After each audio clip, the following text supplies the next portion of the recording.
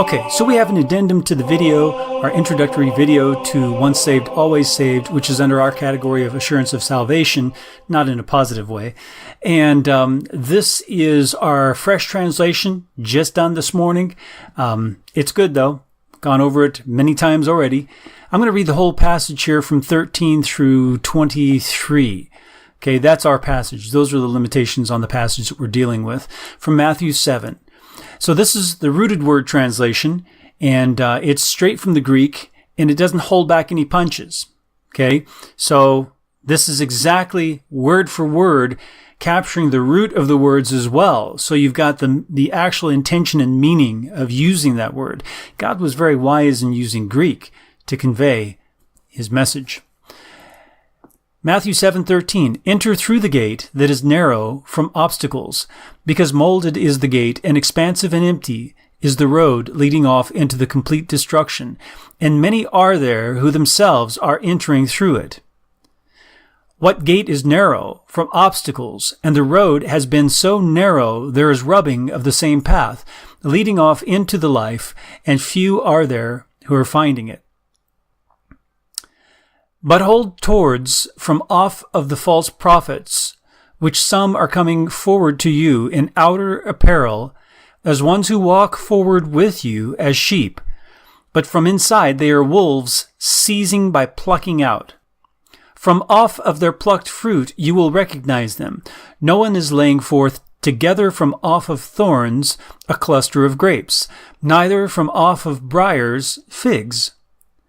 In this way every good tree is making beautiful fruit, but the putrefied tree is making harmful fruit.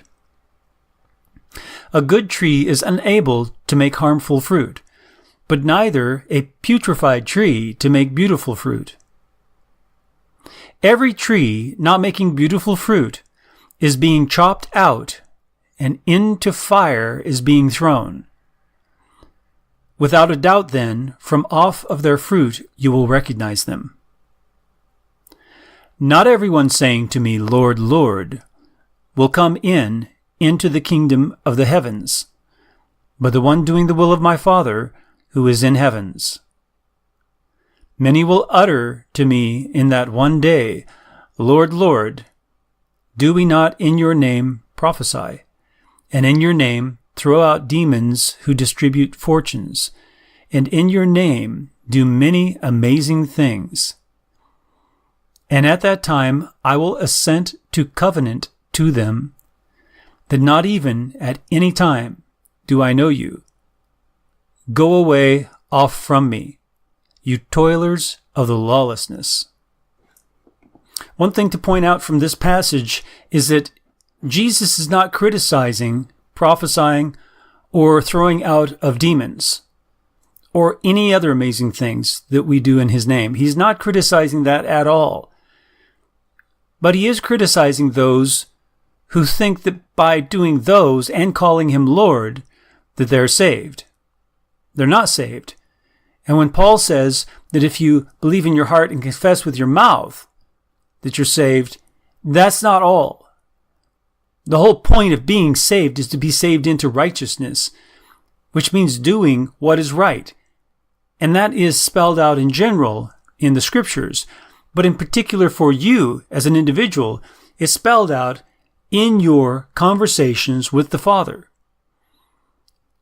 Look at John the Baptist when he came baptizing, and to each one according to who they were, he gave them an admonition to stop something, right?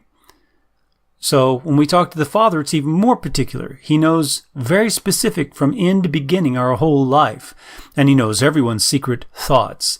So you need to be meeting with the Father. That's the whole point. And when we talk about once saved, always saved, there's no point in meeting with the Father if you're already saved. For what purpose?